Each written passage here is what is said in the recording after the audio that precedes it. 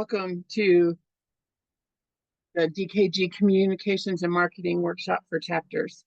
This video is about making a fillable Word form. My name is Jean Tulin, and I'm a member of the Communications and Marketing Committee for DKG Illinois. So today we're going to look at a fillable form. I want to tell you about a couple of things. Number one, there is a link provided to you if you are watching this video on the same space, and that link will let you have access to this folder, take you directly to this folder. My suggestion is that you download any one of these options. The first one is a PDF with instructions on how to make a fillable Google form, and the second one is making a fillable Word form. You probably have a preference for one or the other, but literally when you get there, you want to download them to your computer. I would not suggest that you download them into your Google Drive. If you have one, that's fine, but it's up to you. But I would suggest strongly that you download them to your computer. The other two are, the first one is a Google Doc that I'm going to be using as I walk through the handout on the steps for making a Google form, and that will be in a later video.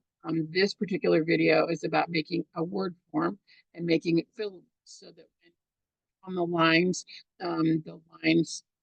are just underlining rather than moving around. So you'll see that as we develop this. And so I've just created a sample Word form. You can your own if you would like, but certainly you're welcome to download this. It does have to open in Word because that's what it's designed for. And the one above it has to open in Google Docs, which of course you won't download. You'll just simply open it. It will open in your Google Drive.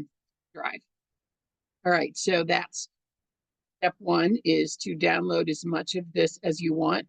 The handout, making a fillable Word form, looks like this. Starts out with a little advertisement. We're going to open Word, and then we're going to put in some questions and identify where we're going to put the planned blanks. We'll make those fillable blanks.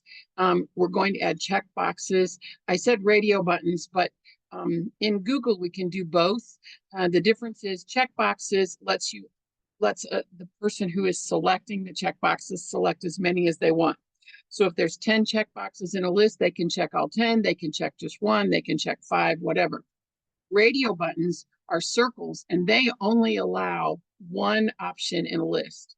That does not exist in an easy form in a Word document. It does exist in an easy form in a Google Doc, which if you're interested in that, then you're going to need to go that way. I have a lot of experience in Word, and I find their option for radio buttons very tedious. In Google, you can do a lot more things like make drop-down lists and so forth. Those are all available in Word, but very, very complicated. And so we're not going to look at that at all today. We'll then preview the form and how it works.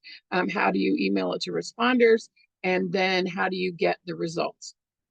So keep in mind that this video, if you're viewing it now, it's because you found it on the DKG Facebook page where it is posted. The handout is there as well as the link to that folder where you can get these pieces. So that's how we're starting. So you will notice that my email address appears on all of these documents, and that so that you can contact me if you have a question. We're going to start here. You're going to open Word and choose a new document, or you're going to open the Word document that's in the folder that I just showed you and use that. You decide whether you want to type your own or if you want to use mine. The next thing that has to happen is that this ruler that you see here, it looks just like a ruler, must be viewable at the top of your page. If it's already there, fine. If it's not, this is how you get it. You go to the view option in the ribbon, and then you click ruler and it shows up. So that's where we'll start. And I probably won't refer back to the directions much. I'm going to voice them, but they're just there for the follow-up when you're ready to read them and work from them as a reminder. Okay, so here is my Word document. Now you will notice that I already have a ruler at the top, but let me point out how I did that. So you go to the View menu here, and you click this little box ruler. And that means then that you have this ruler at the top. If I uncheck it, notice it goes away. If I recheck it, it's back. And you need that ruler. Okay. So you will notice that I already have in name, street address, city, state, zip. And of course, you may want to add things like what's your chapter. You may have other things that you want to add. But we're just going to practice with this because once you have the concept, it works the same no matter what the words are at the label on the line. So you will notice that I have these first 5 all listed on individual lines. And that's the easiest way to do this, although maybe not the most concise. So I'll show you how you can put city, state, and zip all on the same line as well. It takes a little more work, but it can be done. Okay. So once you have your typing, and I suggest strongly that you pretty much type out what you want to do first, and then you're ready to put in your lines. So the steps are this. We're going to go to the ribbon, and I'd like my line to start. You can see where my cursor is in front of the word name. My line is there. So I'm going to try to drag my cursor straight up. I don't always get it. When you get your cursor onto the ruler, you click, and you will notice that there's a little mark there. That's your tab mark. Now I want another one just a little ways away, and I'll explain why that is a little bit later. And then finally, where do I want my blank for my name to end? I want it to end over here somewhere, allowing people plenty of room to put in their complete name. So that's for line 1. Whoops, I must have had my line on a different one. So I have to have my cursor on line 1 in order to do this. So I'm going to click here again, and then a little bit away from it, and then finally over here. Now I will tell you that these are all movable. So if you don't like the length of your line, fine. So when you're done on line 1, so keep in mind your cursor is on line 1, and that's what the tabs are for, therefore line 1. My mistake evidently was that I must have clicked somewhere down in here, and so I'm going to find some tabs later on that are down here. But they go by the line. So we're on line 1, and here's my tabs. All right, so step number 2 is to press the tab key on your computer, and you will watch my cursor. It's right here after the E in name. I'm going to tab to that first, and you'll notice that it stopped right here under this tab. So in other words, I want to between the word, the name.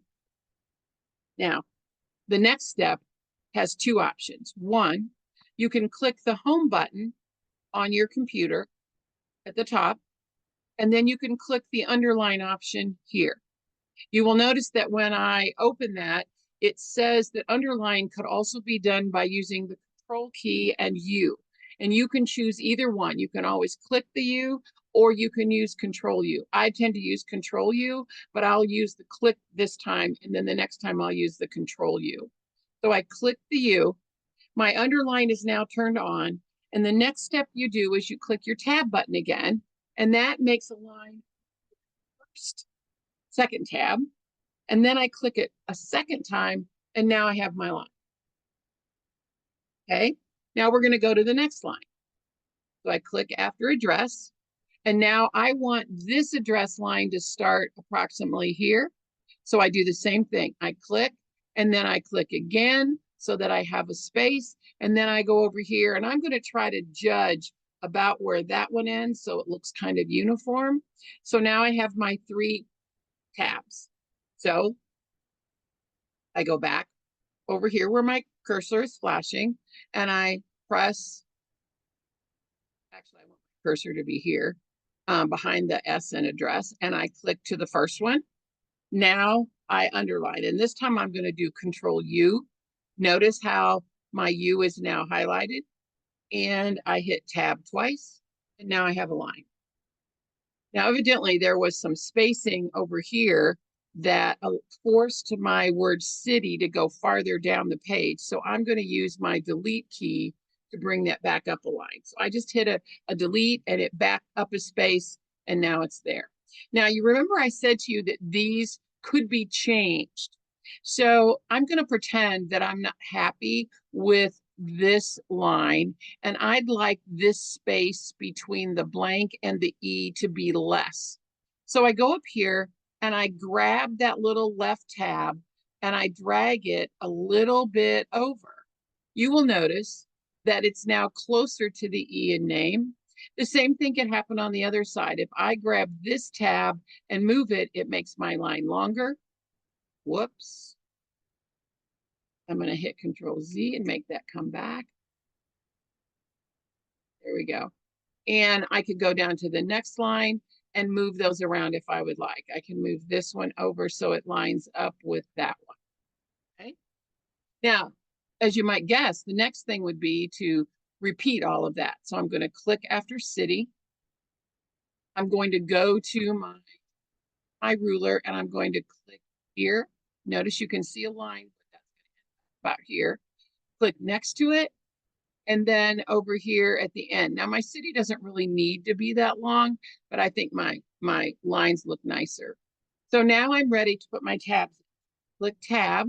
Now I do watch the U up here. It will turn when I do and U, it turns that on. Or you can just click up there, whichever one you're more comfortable with. Now I'm going to hit tab and tab again. So I hit tab to get to there. Then I turned on the underline. Now I hit tab twice, and that gives me a line all the way across. We may not want the state line to be quite as long, so I'm going to click after state. I'm going to go up here, and I'm going to click where I want it to start a little ways away. And then finally, let's just stop here. Obviously, our state won't be quite that large. So now I'm going to hit tab once, underline, and then tab twice. And now I have my little short line. And of course, the zip code line could be the same. Let's say that I decide I want to add code here. We'll do that in a minute. So I'm going to go up here and do the same. We're going to click and next to it, and then over here on the 2. So now I'm going to tab, same repetitive. I tab once. Now I'm going to click U, and now tab once, tab twice. Now, why is this line different than this one? Because different space. Remember, each line is the line before it. So let's say that I want to put the word code in here afterward. So I go here and I type code. Well, you'll notice that as I typed the word code, it moved my line over a little bit farther to accommodate that, and that's fine. And if you want that line to be less, you could go back and move this and it would change it. But it's totally up to you how you want to do that. Now, why are we doing this? Well, you will notice that if I go up here, I click the line where name is, it doesn't matter where I am. When I click, it puts my cursor directly below that tab. That's why that's there, so that when I go to type, it doesn't have to be on the end of the line. It's just on the line. So now I'm going to do the next one. And when I click, I'll do city just so you can see. You'll notice that even though I clicked over here, it put the city here. So when I go to type, then it has it. And Illinois, and my zip code. Now, for some reason, oh, I know why. So why is this one not on the end? Is on the end over here? Remember that I added the word zip code. So in reality, it is lined up with the second bar. And so I would need to move that over so that this one over too. So now let's see what happens. And now you see, because I took over this space where code had been, now it's over here. And so I would type. But you'll notice that it doesn't, the line doesn't move, it just lets me fill in the blank. And that's the purpose of this, to be able to do that. Now you can see that that's pretty easy. The steps are repetitive. You put in your first tab, second tab, and then the end tab. And there's nothing to mark, nothing to change. You control what happens by doing underline. Okay. And the real secret is you put your cursor after the last letter, and then you hit tab, and that will take you to where it starts. Then you turn on underline, and then it underlines to the second tab, and then it underlines to the end tab. That's all very clear in your directions. Now, it takes a little more work, as I said to you, to do city, state, and line, but it is on your handout. And if you'd like to try it, this is how you put multiple things on the same line. You'll notice that I have my words kind of spaced a little bit just so that I can see where I am. So I'm going to do the same thing I did before. I'm going to click on this line. You'll notice that my ruler is emptied. Remember that each line is independent of the line before. And I'm going to click up here a little bit. And then I'm going to click next to it. And then I'm going to let's say we go all the way to the 3 or the city. So I follow the same pattern. I'm going to press tab. So it goes to the first tab. Now I'm going to click underline. And now I go to the second tab and then to the end. You will notice that it pushed city and state and zip over a little bit. So that means that I need to maybe space it a little bit so that it's a little better. And now I'm going to do the same thing. I put my cursor after the E, but I go up here and I click, and then next to that, and then a little short line because state isn't that long. And so I tab over to the first one, and I can either click underline up here or I can do Control U. And now we're tab, and we have our state blank. And then finally, I'm going to back that up just a little bit. And last step is to do the same thing for zip. So I'm going to click first and then second, and then, and again, we hit tab once.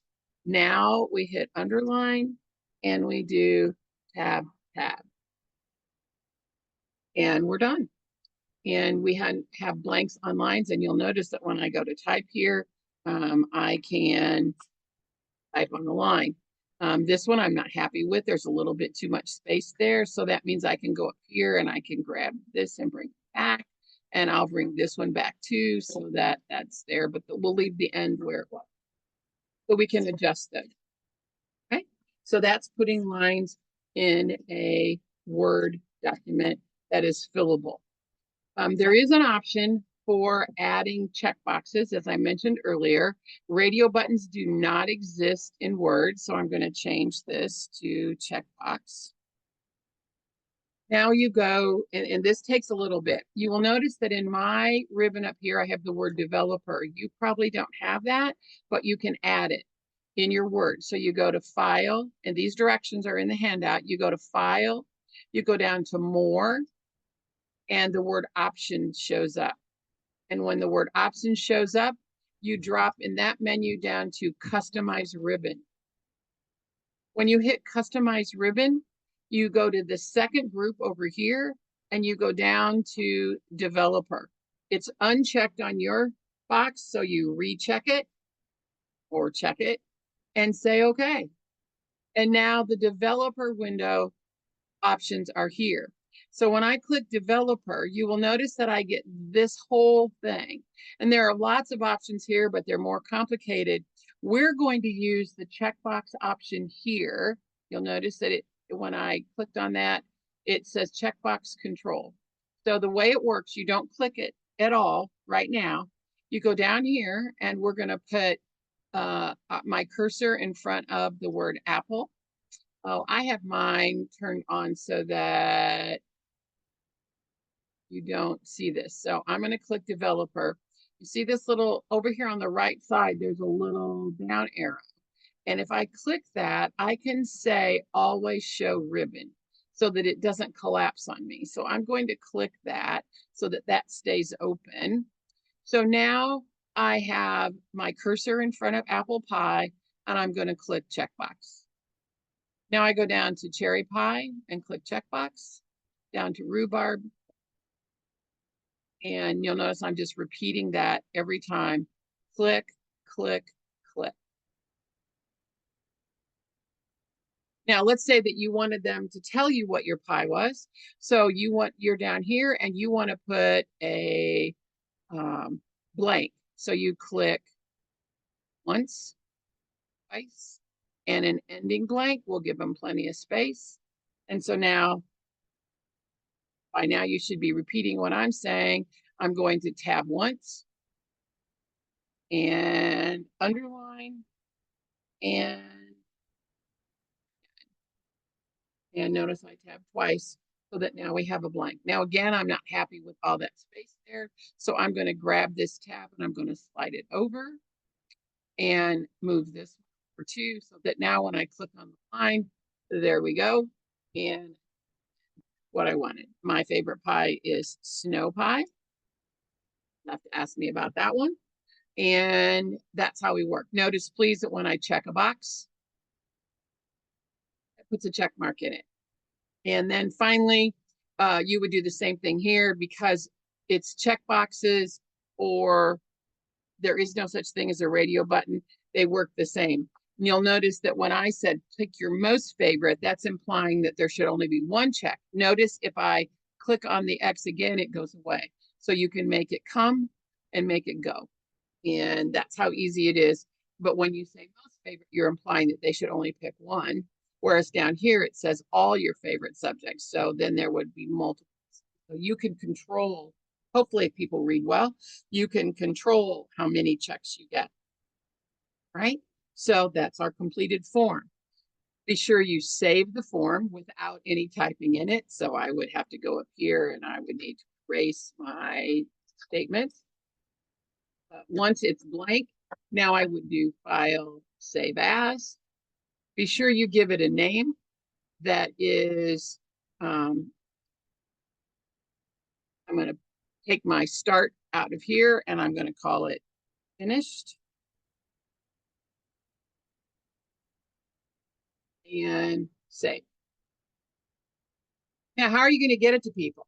Well, the best option is to email it to them, but you could also drop it as an attachment, fill it out, and return it to you as an attachment. That's option 1, and that works the easiest. Let's see how you would do that. So I'm going to open my email. I really don't want to do that, but so you would open your email and you would make it an attachment. If you need some help with that, we'll walk you through. They would then do that.